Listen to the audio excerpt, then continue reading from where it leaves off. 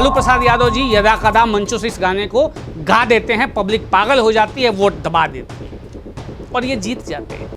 पीछे आप देखिए उनके एक्सप्रेशन, जब ये लालू यादव जी बोल रहे हैं तो राहुल गांधी जी किस तरीके से उन्हें देख रहे हैं। उन्हें ये लग रहा है कि यार तुम लुटिया ना डुबो दो कहीं। इतनी सच्चाई थोड़ी बोलनी होती है राजनीति में आके। मतलब आप समझ रहे हैं, आप लालू यादव जी की बात को आप निगेटिव लेके जा रहे हैं। रवीश जी को हार्ट अटैक आ सकता है। नमस्कार, बात मुद्दे की में आपका बहुत बहुत स्वागत है। आज हम बात मुद्दे की में बात करने वाले हैं एक ऐसी घटना की जिसमें एक चोर ने ये कहा लोगों से कि चोरों का साथ मत दो। बात आप समझ गए होंगे, अगर नहीं समझे तो ये गाना सुनिए कि लागल लागल झुलनिया के धाका बलम कलकत्ता पहुंच गए। बने रहिए हमारे साथ, बताएंगे ये मामला क्या है।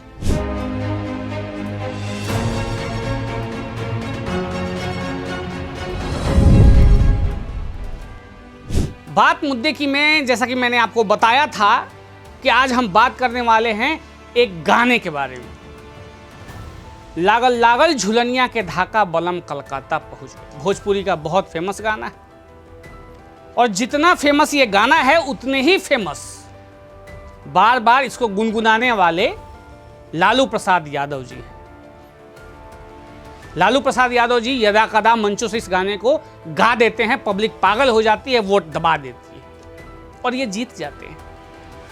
आप सोचे होंगे कि आखिर ऐसा क्या है इस गाने में। इस गाने में लालू यादव जी का खुद का फ्लेवर है। लालू यादव जी शुरू से जानते थे कि कैसे मीडिया में बने रहा जाए और ये तब से लेकर आज तक पूरी राजनीतिक करियर में उनका ये बना रहा। हमेशा कोई ऐसा गाना गा देना, कोई चुटकुला बोल देना, कुछ ऐसा जो बनाए रखता था उनको इस माहौल में। इस बार उन्होंने राहुल गांधी जी के साथ एक मंच साझा करते हुए चुनावी प्रचार के दौरान ये गाना गाया, पब्लिक झूम उठी और उसके बाद उन्होंने जब बयान दिया वो है मेन मुद्दा। उन्होंने कहा कि चोरों को दूर भगाओ, हमें जिताओ। मतलब इंडी गठबंधन जो है उनकी, कह रहे इस महागठबंधन को जिताओ। इसमें जब उन्होंने कहा चोरों को दूर भगाओ, पब्लिक इतना शोर मचाई कि खबर मीडिया में आ गई और मीडिया में आई तो मीडिया में भाई बहुत तरीके की चीजें हैं। ट्रोलर्स भी बैठे हैं सोशल मीडिया पे, तरह तरह के मीम्स बनने लगे, तरह तरह की बातें होने लगी। लेकिन मैं ये उन सब मीम्स वालों से पूछना चाहूंगा कि आखिर इसमें लालू यादव जी ने गलत क्या कहा है। उन्होंने बहुत सही कहा है, चोरों को दूर भगाओ। उन्होंने तो अपील की है और ये अपील बहुत ही सकारात्मक अपील है।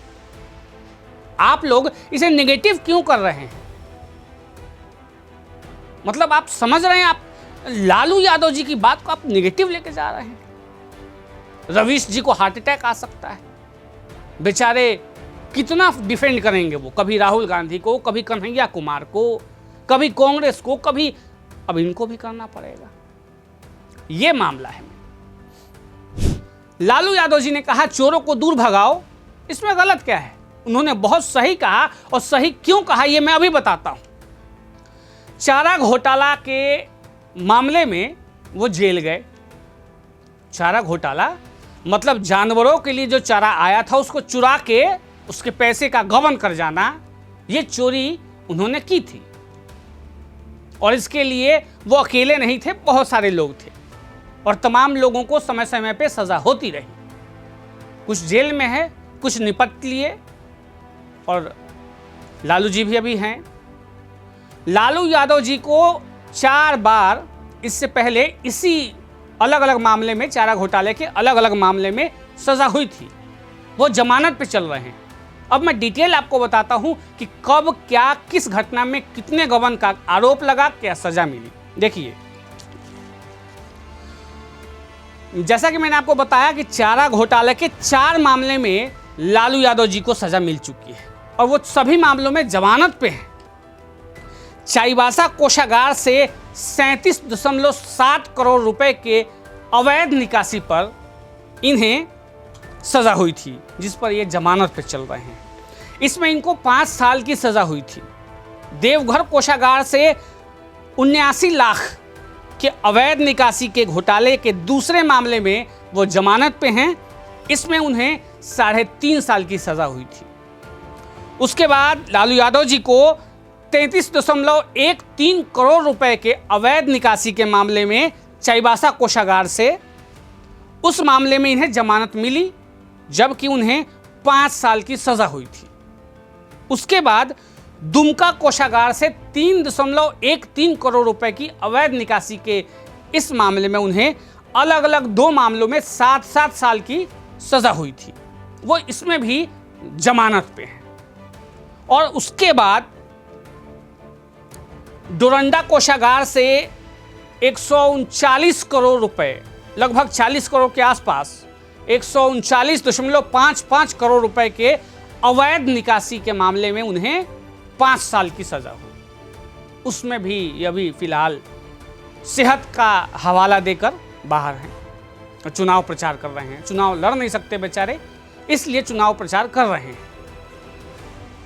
अब लालू यादव जी ने तो बिल्कुल सही कहा, चोरों को दूर भगाओ। अब जनता को यह समझना है कि जिस आदमी पे 5-5 अलग अलग 6-6 केसों में सजा हो चुकी है और वो सब पे जमानत में है। वैसे हमारे देश का कानून भी बहुत अजीब है, अजीब और गरीब है। बल्कि एक आदमी छोटे से एक मारपीट के मामले में, आपको याद हो, इस पे भी हमने मुद्दे की बात की थी। यूपी के रहने वाले थे, गांव का झगड़ा हुआ, उस झगड़े में वो बचाने गए और मारपीट हो गई। एक आदमी उस मारपीट में मर गया। उसके बाद उसके परिजनों ने केस कर दिया इन पे भी, वो जेल चले गए। उनकी पूरी जो जवानी है वो जेल में बीत गई। बुढ़ापे में 100 साल से ऊपर वो हो चुके हैं, वो तब छूटे।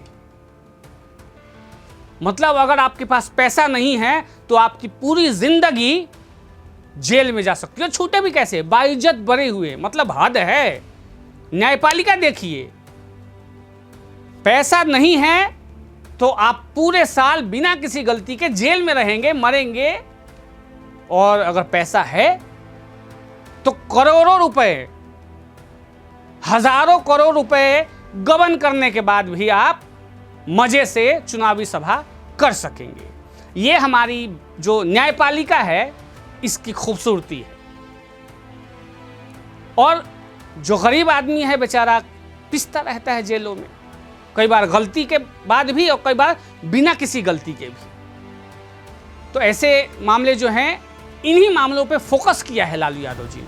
उन्होंने कहा है कि तुम पहचानो, है बिहार के लोगों, तुम पहचानो कि चोर कौन है तुम्हारे बीच। उन चोरों को हमसे दूर रखो। समझे आप? उन चोरों को आप वोट मत दो, देश से भगाओ। उनका यह कहने का अर्थ था। अब वो ये चाहते हैं कि बिहार चुनाव में उनका बेटा मुख्यमंत्री बने। भाई इसमें गलत क्या है? हर एक माता पिता की ये ख्वाहिश रहती है, ये सपना रहता है कि उसका बेटा बहुत अच्छा पद हासिल करे, चाहे वो जॉब में हो, चाहे वो बिजनेस में हो, चाहे वो राजनीति में हो। गलत क्या है? बस वो इसी के लिए तो कर रहे हैं सारा कुछ। और इसी के लिए उन्होंने एक बेटे को वनवास भी दे दिया, ताकि इस बेटे पे कोई असर ना हो। जो मुख्यमंत्री का रास्ता है ये साफ रहे। इतना त्याग करने वाले आदमी को आप लोग इस तरीके से गलत कह रहे हो, ये मुझे सही नहीं लगा। इसलिए मुझे आज इस विषय पे बात करनी पड़ी। बीजेपी के लोग सवाल उठा रहे हैं, मतलब आपको शर्म आनी चाहिए। आप एक महापुरुष पे सवाल उठा रहे हैं जो ये कह रहा है कि भाई चोरों को पहचानो, इन्हें वोट मत दो। जनसभा बुला के कौन कहता है वोट मत दो भाई? सब तो ये कह रहे हैं कि भाई मुझे वोट दो, मुझे वोट दो। और ये बेचारे इतने सज्जन हैं, इन्होंने बुला के कहा कि चोरों को वोट मत दो, और आप लोग इसका मीम बना रहे हैं। लालू यादव जी ने तो यही कहा, और भले साथ में हमारे राहुल जी भी थे, वो भी देख रहे थे कि अरे ये क्या कह दिया इन्होंने। उनके एक्सप्रेशन देखिएगा, पीछे आप देखिए उनके एक्सप्रेशन। जब ये लालू यादव जी बोल रहे हैं तो राहुल गांधी जी किस तरीके से उन्हें देख रहे हैं। उन्हें ये लग रहा है कि यार तुम लुटिया ना डुबो दो कहीं, इतनी सच्चाई थोड़ी बोलनी होती है राजनीति में आके।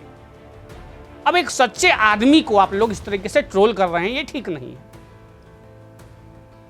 उन्होंने खुद के लिए ही कहा हो भले, और मैं बता दूं कि उन पे धाराएं क्या क्या लगी थी वो भी बताता हूं। ये एक मामले का बताऊंगा भाई। उन पे लगी थी 409, धारा नंबर 409, 420, 467, 468, 471 और षड्यंत्र से जुड़ी धारा 120B, भ्रष्टाचार निवारण अधिनियम की धारा 13/2, और इन सभी धाराओं के तहत उन्हें दोषी करार दिया गया था डोरांडा कोषागार वाले मामले में।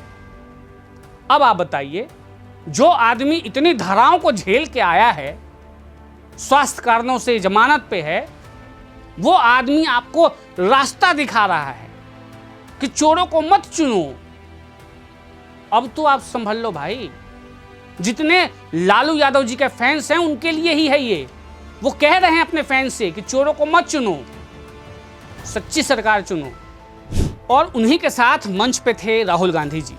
राहुल गांधी जी के बारे में जो ही मीडिया में चल रहा है, वोट चोरी का मामला, चुनाव अधिकार और चुनाव अधिकारियों का, राजनीतिक पार्टियों का, हलफनामे का, बहुत सारी चीज़ें जो हैं वो चल रही हैं। इसी बीच राहुल गांधी जी यात्रा भी कर रहे हैं। वैसे राहुल गांधी जी इससे पहले भी यात्राएं 2 कर चुके हैं। भारत जोड़ो यात्रा में उन्होंने इतना जोड़ा कि बेचारे साफ हो लिए। उसके बाद उन्होंने इसमें न्याय शब्द ऐड किया, भारत जोड़ो न्याय यात्रा। इस यात्रा में भी वो बहुत पैदल घूमे, एसी गाड़ियों के अंदर बैठ के बहुत पैदल घूमे। इसमें भी उनका सुपड़ा साफ होता हुआ नजर आया। बेचारे यहां भी कुछ नहीं कर पाए। अब बिहार में उन्होंने सोचा कि यार अब तीसरा एक यात्रा यहां लॉन्च करते हैं, और उन्होंने लॉन्च किया वोटर अधिकार यात्रा। मतलब भारत जोड़ो यात्रा, भारत जोड़ो न्याय यात्रा, वोटर अधिकार यात्रा, और अगर ये असफल हो गया तो शायद ये 4 धाम यात्रा पे निकल जाएंगे। यात्रा करने का जो इतना इनका अनुभव है वो 4 धाम यात्रा पे काम आ सकता है। बात मुद्दे की में आज के लिए इतना ही। आप कमेंट बॉक्स में बताइएगा कि लालू जी ने क्या सही कहा था या गलत कहा था, और क्या इस वोटर अधिकार यात्रा के बाद कांग्रेस कुछ कर पाएगी बिहार में। जो भी आपके मन में हो कमेंट में लिखिएगा। आज के लिए इतना ही। जय श्री राम।